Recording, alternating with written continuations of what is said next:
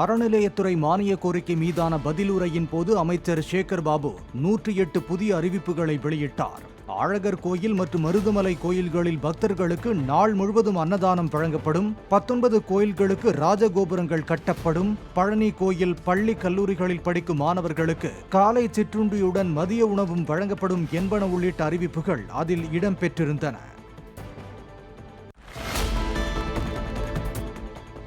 தஞ்சாவூர் பெரிய கோயிலுக்கு புதிதாக யானை ஒன்றை வழங்க வேண்டும் என்று திருவையாறு எம்எல்ஏ சந்திரசேகர் கோரிக்கை விடுத்தார். அதற்கு பதிலளித்த அமைச்சர் சேகர் பாபு, வனச்சட்டத்தின்படி யானையை கோயிலுக்கு வழங்க முடியாது என்றும், ஏற்கனவே அனுமதி பெற்று வளர்த்து வரும் யாராவது யானையை கோயிலுக்கு தானமாக வழங்கினால் அதற்கு அரசு அனுமதி வழங்கும் என்றும் தெரிவித்தார். மேலும் இறந்து போன 11 கோயில் யானைகளுக்கு மணிமண்டபங்கள் கட்டப்பட்டுள்ளதாகவும் அமைச்சர் கூறினார்.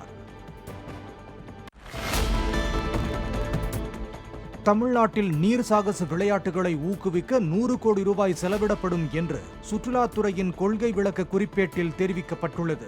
தனுஷ்கோடி, ஏற்காடு, சித்தன்னவாசல், கங்கை கொண்ட சோழபுரம் உள்ளிட்ட சுற்றுலா தலங்கள் மேம்படுத்தப்பட உள்ளதாகவும் அறிவிக்கப்பட்டுள்ளது. பத்திரப்பதிவுத்துறை மானிய கோரிக்கை மீதான விவாதத்தின் போது நில விற்பனை தொடர்பான பத்திரப்பதிவு சட்டப்பிரிவு 22A விதியை தளர்த்த வேண்டும் என்று கோரிக்கை விடுத்த Nanguneri MLA Ruby Manoharan, 22A விதியால் சாதாரண விவசாயிகள் அவசரத்துக்கு நிலத்தை விற்கவோ அடகு வைக்கவோ முடியாமல் இருப்பதாக கூறினார். அதற்கு பதிலளித்த அமைச்சர் மூர்த்தி, போலி பத்திரங்களை ரத்து செய்ய சார் பதிவாளர் மற்றும் பத்திரப்பதிவுத்துறை தலைவருக்கு அதிகாரம் வழங்கப்பட்டுள்ளதாகவும், அதன்படி தமிழகம் முழுவதும் 1440 பத்திரங்கள் ரத்து செய்யப்பட்டுள்ளதாகவும் கூறினார்.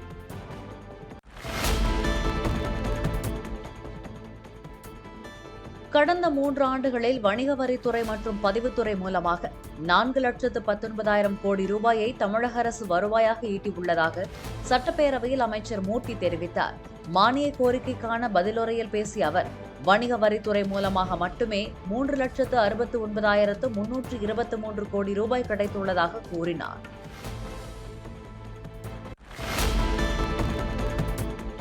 சென்னை தனியார் கல்லூரி வளாகத்தில் நடைபெற்ற போதைப்பொருள் ஒழிப்பு உறுதிமொழி ஏற்பு நிகழ்ச்சியின் போது புதிதாக திறக்கப்பட்ட டாஸ்மாகை மூட வேண்டும் என மாணவி ஒருவர் கண்ணீரோடு கோரிக்கை வைத்தார்.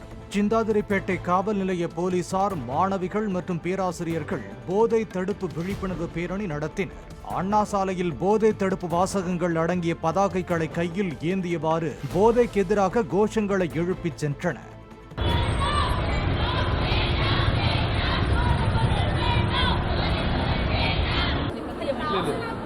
தெரிஞ்சுக்க வேண்டிய விஷயம் கேட்குறேம்மா. டாஸ்மாக் நம்ம கவர்மெண்ட், அது 2வது விஷயமா நான் முதல்ல தெளிவாக சொல்லிடுறேன். மாற்றம் இது உடனே நடத்துறதுமா, மாற்றத்துக்கான நம்ம ஒரு முயற்சி தான் முன்னாடி எடுக்கிறோம். இப்போ நீங்கள் சொன்ன மாதிரி அப்பா கிட்ட நீங்கள் பேசுவது ஒரு முயற்சி. ஆப்பிள் ஐபோன் பாகங்களை தயாரிக்கும் தொழிற்சாலையான ஃபாக்ஸ்கான் இந்தியா நிறுவனத்தில் திருமணமான பெண்கள் பணியாற்ற அனுமதிப்பதில்லை என்ற செய்தி வெளியாகியிருந்த நிலையில் விவரமான அறிக்கையை அளிக்குமாறு தமிழ்நாடு அரசின் தொழிலாளர் நலத்துறையிடம் இருந்து மத்திய தொழிலாளர் நலன் மற்றும் வேலைவாய்ப்பு அமைச்சகம் கோரியுள்ளது. உண்மை நிலை அறிக்கையை அளிக்குமாறு பிராந்திய தலைமை தொழிலாளர் நல ஆணையர் அலுவலகமும் பணிக்கப்பட்டுள்ளதாக தெரிவிக்கப்பட்டுள்ளது.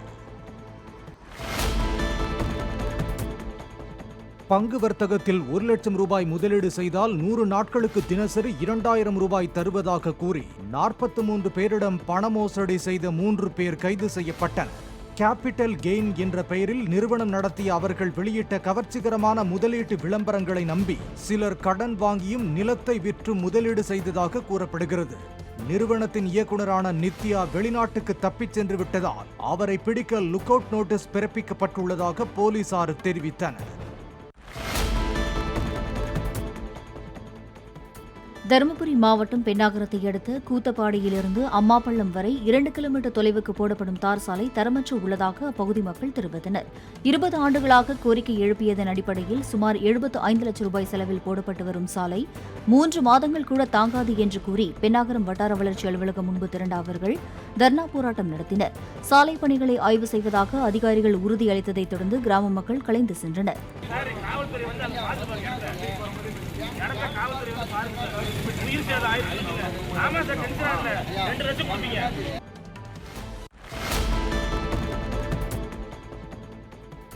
சேலம் மாவட்டம் ஆத்தூர் அருகே கருத்து ராஜாபாளையம் என்ற கிராமத்தில் மாடி வீடு கட்டினால் தெய்வ குற்றமாகிவிடும் என்று கூறி கிராம மக்கள் குடிசை மற்றும் ஓட்டு வீடுகளிலேயே வசித்து வருவதாக தெரிவித்துள்ளனர்.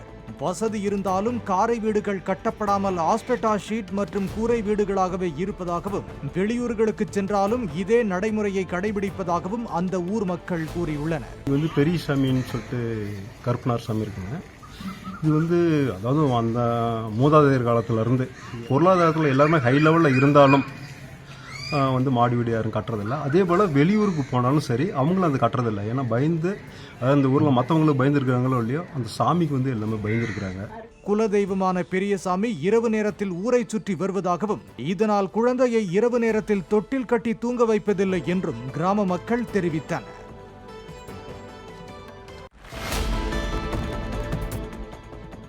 திண்டுக்கல் மாவட்டம் வேடசந்தூர் அருகே லகுவனம்பட்டி அரசு துவக்க பள்ளியில் ஒரு மாணவர் சேர்க்கை கூட நடைபெறவில்லை என பள்ளி நிர்வாகம் தெரிவித்துள்ளது. சுற்றுவட்டார கிராமங்களில் 2 மாணவர்கள் மட்டுமே பயிலும் அரசு துவக்க பள்ளிகள், 10க்கும் குறைவான மாணவர்கள் படிக்கும் அரசு பள்ளிகள் போன்றவை இருப்பதாகவும் அது குறித்து பள்ளிக் கல்வித்துறை ஆய்வு செய்ய வேண்டும் என்று சமூக ஆர்வலர்கள் வலியுறுத்தினர். கடந்த ஆண்டு டிசம்பர் மாதம் பெய்த மழை வெள்ளத்தினால் தூத்துக்குடி மாவட்டம் வேம்பார் முதல் மேல அரசரடி வரையில் சுமார் 46 கிலோமீட்டர் தூரத்திற்கு பாதிக்கப்பட்ட கிழக்கு கடற்கரை சாலையை சீரமைக்க மக்கள் வலியுறுத்தியுள்ளனர். பல்வேறு கிராமங்களில் அடித்துச் செல்லப்பட்ட சாலை தற்காலிகமாக சீரமைக்கப்பட்டுள்ளதாலும் பல இடங்களில் குண்டும் குழியுமாக கிடப்பதால் விபத்து அபாயம் அதிகமாக உள்ளதாகவும் அப்பகுதியினர் தெரிவித்தனர். கன்னியாகுமரியிலிருந்து ராமேஸ்வரம் வரைக்கும் செல்லக்கூடிய அந்த ஈசிஆர் சாலையில் பார்த்தீங்கன்னா கடந்த ஒரு 5 வருஷத்துக்கு முன்னாடி தரப்பாலங்கள் நிறைய அமைக்கப்பட்டது. அது டிசம்பர் மாதத்தில் பெஞ்ச கனமழையினால் அரிச்சுக்கிட்டே போயிடுச்சு. அந்த பாலங்கள் மட்டுமல்லாது அதை சுற்றியுள்ள ஒரு 500 மீட்டர் தொலைவுக்கு அந்த சாலையும் அரிச்சிட்டு போயிடுச்சு. அந்த சாலை இன்று வரைக்கும் பார்த்தீங்கன்னா சீரமைக்கப்படாமலே இருக்கு. குமரி மாவட்டம் களியக்காவிளை பகுதியில் கார் ஒன்றில் கேரள தொழிலதிபர் கழுத்தறுக்கப்பட்டு கொலை செய்யப்பட்டது தொடர்பாக திருவனந்தபுரத்தைச் சேர்ந்தவரை போலீசார் கைது செய்தனர். தொழிலதிபரான தீபு 10 லட்சம் ரூபாய் பணத்துடன் மதுரையிலிருந்து காரில் வந்தபோது உடன் வந்த நபர் அவரை கொன்று பணத்தை கொள்ளையடித்துச் சென்றதாகவும் சிசிடிவி பதிவின் அடிப்படையில் அவரை கைது செய்திருப்பதாகவும் போலீசார் தெரிவித்தனர். நாமக்கல் மாவட்டம் ராசிபுரம் அணைக்கட்டிப்பாளையத்தில் 2,20,00,000 ரூபாய் மதிப்பீட்டில் புதிய பட்டுக்கூடு அங்காடி மையம் அமைக்கப்படும் என சட்டசபையில் அறிவித்திருந்த நிலையில் அதற்கான இடத்தை ராஜேஷ்குமார் எம்பி ஆய்வு செய்தார்.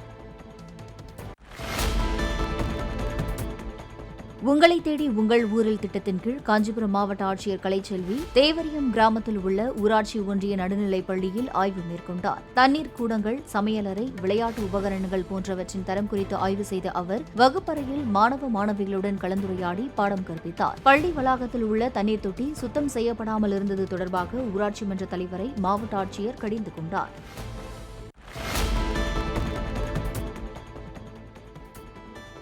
கூடலூர் மற்றும் அதன் சுற்றுவட்டார பகுதிகளில் பெய்து வரும் மிதமான மற்றும் கனமழை காரணமாக இருவையல் பகுதியில் உள்ள ஆற்றில் வெள்ளப்பெருக்கு ஏற்பட்டு குடியிருப்புகளை சூழ்ந்த தண்ணீர் வீடுகளிலும் புகுந்தது. மழைக்காலங்களில் இதுபோன்ற பாதிப்பு தொடர்வதாகவும் ஆற்று நீர் செல்லும் பாதைகளை முறையாக தூர்வாராததால் இந்த பிரச்சனை ஏற்படுவதாகவும் அப்பகுதி மக்கள் தெரிவித்தனர்.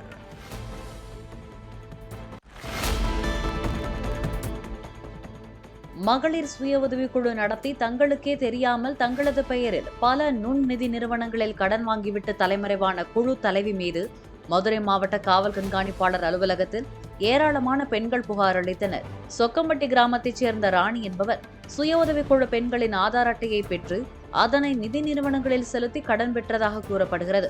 ராணி தலைமறைவான நிலையில் கடனை திரும்ப கட்ட கோரி நிதி நிறுவன ஊழியர்கள் தங்களை மிரட்டி வருவதாக அப்பெண்கள் தெரிவித்தனர்.